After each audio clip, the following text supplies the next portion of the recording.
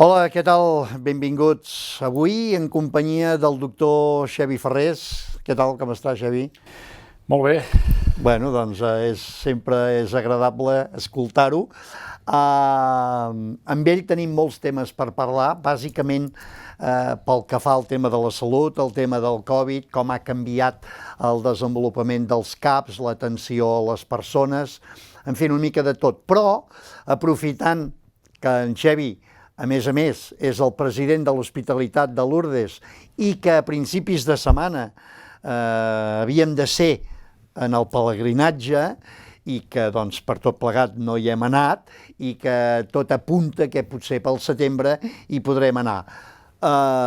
Xavi, un primer disgust, no? No poder anar a Lourdes. Bé, sí, clar, evidentment és un diguem-ne, disgust, no? Però, clar, la situació aquesta de pandèmia que ens està afectant al nostre país i arreu del món, doncs ens ha condicionat això, no? Tenir que suspendre molts actes, no només la nostra entitat, sinó també altres entitats que s'han vist obligades a canviar-ho, no?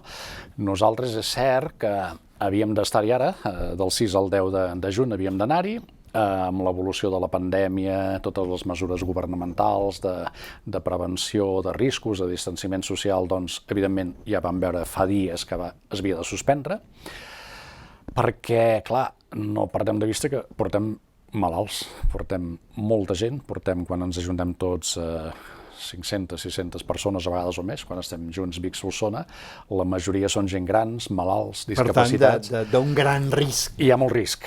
Llavors, aquesta gent, evidentment, són els que no podem portar junts. Vàrem fer una reserva a veure si de cara a setembre podríem anar-hi, perquè la voluntat de l'Hospitalitat era mantenir aquest emblemàtic acte de fa tants anys. Teníem una reserva feta, la tenim feta, però mira, notícia gairebé primícia d'aquests últims dies. Vaig estar en contacte amb la gent del santuari, la gent de planificació, per veure quina previsió tenien de cara que fos possible fer-ho per setembre, perquè encara que es vagi desescalant una miqueta, amb aquest gran nombre de persones que portem, es fa difícil, no?, imaginar com podríem ocupar els espais. La realitat a data d'avui és que és difícil, ells mateixos veuen bastant difícil que es pugui fer amb aquesta magnitud, que hi haurà espais que no s'hi podrien anar, que es fa difícil portar-hi tants malalts en uns espais que coneixeu bé, que hi ha diversos malalts a la mateixa habitació, que són gent que estan justament al contrari del que se'ns demana, el distanciament social, no? I en aquests moments jo penso que amb bastanta probabilitat, al final, tot i que l'Hospitalitat vol anar-hi, ens serà bastant difícil de poder estar aquest any 2020 i que, per tant, hem d'anar cap al 2021. Bàsicament, i té tota la raó de ser, per prevenció, evidentment, que la gent no rebroti. A més, hi ha el risc del rebrot, no?, de la Covid. Molt bé, doncs comencem el programa amb una mala notícia, entre cometes, però bé, és el que hi ha. Xavi, la pregunta que solem fer habitualment en els nostres convidats en aquest temps és com has viscut el confinament, cosa que tu crec que no l'has viscut, més aviat l'has viscut aquí al cap, el confinament, no? Sí. Bé, exacte, com a professional essencial, que diuen, o de primera línia, doncs hem estat aquí treballant moltíssim, o sigui, no hem estat confinats, però sí que hem viscut el confinament de la població, no?, de la gent. La gent ha patit, s'ho han passat malament, han emmalaltit, han tingut bastants problemes de salut, i llavors nosaltres, com a professionals de la salut, el que hem fet és posar-hi totes les hores, tot l'esforç, totes les eines necessàries, que realment també, també hem patit, per dir d'alguna manera, no? Perquè, a part de veure com hi havia molta gent que emmalaltia, famílies, residències, ingressats, gent que et trucava, gent que et venia, doncs sí que una mica també t'han transmès aquest patiment, no? Estem en fase 2 i una mica anant al que acabes de dir, la gent encara té por, tot i estant bé, de sortir, d'anar al restaurant, fins i tot s'ha demostrat amb l'obertura de les escoles, almenys per aquí a la comarca, amb el nombre d'alumnat baix, perquè encara encara hi ha por i, a més, el professorat bastant en contra de què s'obrís. És cert, i també està una mica en discussió, no? Si, per exemple, això de les escoles realment és una mesura encertada o no, per 3 setmanes de curs acadèmic que podien quedar, perquè sí que la possibilitat de rebrot, de fet estem veient alguns casos, no? En alguns punts concrets hi ha nous casos, no? A nivell sanitari, a nivell de comunitat, a nivell de residències. Ara estava parlant també amb una persona de residència geriàtrica d'aquí a la comarca que torna a tenir un rebrot. Clar, tot això encara la gent sí que té una mica de por, en general. A vegades també podem veure aquelles altres imatges de dir, ostres, però realment la gent té tanta por, perquè quan veiem això que s'ha obert una mica, no? Lo dels restaurants, lo de les terrasses, que no hi ha la distància, les mascaretes, que dius, ostres, que no ens torni a rebrotar, perquè realment una mica la por és aquesta, no? Ara estem en una situació que el temps sembla que va a favor, diuen que aquest virus, la calor el fa patir, quan està per sobre de 15-20 graus no és tan fàcil que s'expandeixi, però, i també una mica el que dèiem a la primera pregunta de prevenció, no? D'acumular grups de persones, hi ha una mica el risc de dir de cara a l'octubre que no ho sap ningú, perquè això també ha sigut una de les coses que ens hem trobat, no? Aquesta situació de desconeixement, de que ningú, ni els més experts epidemiòlegs, anaven dient una informació, ara una altra. Tots hem anat veient que la informació, les mesures, les dades, el coneixement del virus ha anat canviant molt del dia a dia, no? Mentre amb els graus forts i amb el temps que hi ha hagut, doncs, que hi havia molta feina i que ningú pensava en altra cosa que no fos doncs, curar tota la gent possible. A la que ha arribat una mica aquest desconfinament, diguem una miqueta, la tranquil·litat, els metges, el cos infermers, infermeres, han explotat i han dit, senyors, no aguantem més. Del tracte rebut per les autoritats, diguem, per casa nostra, la Generalitat, i pel govern d'Espanya. I quan veus que gasten milions i milions en armament i que canvi en sanitat, el que fem és reduir... Com ho veieu vosaltres? Indignació. O sigui, la gent, el personal, el professional està indignat, i no només per lo que ha passat ara, perquè sinó que és una situació que fa molt de temps que s'arrossega. Llavors també el que no és de justícia és anar-se passant una mica les responsabilitats de l'un a l'altre. És que això no hi ha diners, mentida. És que això depèn de Madrid. No és totalment cert.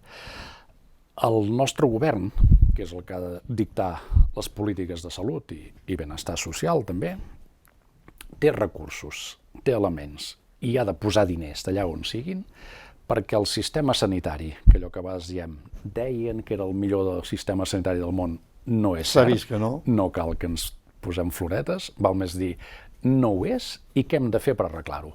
Què hem de fer per arreglar-ho? Doncs, evidentment, passa per invertir diners. Si no inverteixes en sanitat, en la salut de les persones, en el benestar, en què invertiràs? Llavors, quan ens passen situacions crítiques com aquestes que hem tingut ara, ha quedat palès, no?, de dir, escolti, dediquem a tractar i a prevenir el que pugui venir. Les plantilles s'han de redimensionar. No hi ha suficients metges, no hi ha suficients infermeres, professionals en sanitat i amb el tema també que venim una mica entroncats de residències, no? També passa 3/4 del mateix, que tenen a persones, no? Doncs s'han de posar més plantilles, més personal, i mantenir-lo, perquè estem veient coses que també indignen, que contracten professionals temporalment en situació de crisi i quan s'ha acabat, els descontracten. Això no és just. Diners, professionals, recursos. Per què se'n van els metges? Per què se'n van les infermeres? Per què hi ha CAPs que no poden omplir o cobrir les places? Per què als hospitals no hi ha especialistes? Aquests perquès, segurament, amb 3 o 4 polítiques que s'han de resoldre, segur que tenen solució. I és el moment que ho hem de dir, ho estem dient tots, els professionals, infermeria, medicina, col·legi de metges, però això fa molts anys que ho diem. I què sol passar? I ho hem de dir clar, sense embuts. Ningú de les administracions del tipus que siguin, del color que siguin, no ho acaben fent. I van donant llargues, i van havent dilacions del tema, i estem igual ara que fa 5, 6, 7 anys. I les ajudes que es fan són ben bé tan parcials que no resolen el problema. I que al capdavall, si no tens una sanitat ben dotada amb tots els recursos, acaba repercutint en la població de les teves ciutats i municipis. Per anar acabant ja, 3 coses. Entrarem en fase 3. Una seria, es parla molt de vacunes, antivirals, no sé què. Tu ets optimista de que això es pugui trobar tan de pressa com diuen o... Jo estic esperançat. Optimista, no ho sé, a mi m'agrada ser optimista, no? Ja penso que sí. El que no sé si es trobarà tan de pressa com seria necessari, no? Home, evidentment hi ha diversos projectes que estan estudiant amb vacunes, es comencen a fer proves ja amb persones, amb pacients, amb voluntaris, i sembla que comença a haver-hi els resultats. Jo diria que sí, que arribarà la vacuna. El que no sabem, 3 mesos, 4 mesos o l'any que ve, no? Però sí que anirà per aquí. Entrem fase 3, com deia. Vol dir que començarem ja a bellugar-nos. Estem a prop de Rebelles, la de Sant Joan. Recomanacions, Xevi, recomanacions, perquè malgrat estem en fase 3, què hem de fer? Això també ara sembla ser que cada cop és més obligat. Això és obligatori, això que tenim aquí tots. Per tant... I a més, si no es porta hi haurà una sanció, sembla que això a vegades la gent és això, trist. doncs... A vegades és trist, però sí que és correcte. O sigui, l'elemental és la mascareta, el distanciament social i molta higiene de mans. Són les 3, l'ABC de les recomanacions de cara a la prevenció. I això haurem d'acostumar-nos-hi, això hem de fer-ho. I el que no ha de fer la gent és tenir aquesta sensació de que no passa res, que a mi no em passarà res. Perquè el gran problema també són aquelles persones, la persona gran, crònics, que tenen malalties, aquests ja van amb més por. Però tots hem vist i hem viscut persones molt joves, que han estat malalts, que han tingut pulmonies, que tindran complicacions, que els hi quedarà seqüeles a molts d'ells. Alguns que han mort, vol dir que també hi ha gent jove que ho agafa, no? Llavors, el que sempre diem, si no per tu, si són més jovenets, pensa en els teus pares o en els teus avis perquè ho pots encomanar. El missatge, les recomanacions serien aquestes 3 eines i el missatge seria no ens confiem, no ens relaxem perquè el virus encara el tenim aquí, no el tenim controlat, és un virus que és molt contagiós, a diferència d'altres virus, la perillositat i la contagiositat i el mal que fa l'organisme és molt intens i que per tant la gent agafi una mica encara la consciència de dir anem molt en compte. Doncs ja ho saben, a creure aquestes recomanacions que ens fan els professionals, que és un bé per tots plegats. Xavi, gràcies. M'has deixat, encara estic bocabadat amb el tema de Lourdes, anirem seguint el tema. Ja saps que aquest any feia 20 anys, l'any 20 anys que hi he anat consecutivament i coi, em feia molta gràcia i com serà que, si més no, sense malalts o organitzem alguna excursió a veure com està tot. Tant de bo, però pelut, és difícil. Jo quasi m'atreviria a dir, sempre pots equivocar, llavors quedes rebent de les teves paraules, però que aquest any no podrem fer-ho i que hem de posar tota la força ja pel 2021. Molt bé, un plaer compartir aquesta estona. Gràcies a vosaltres. Bé, nosaltres ho deixem aquí, tornarem amb algun altre convidat, convidada. Gràcies per seguir-nos a les xarxes. Adéu-siau.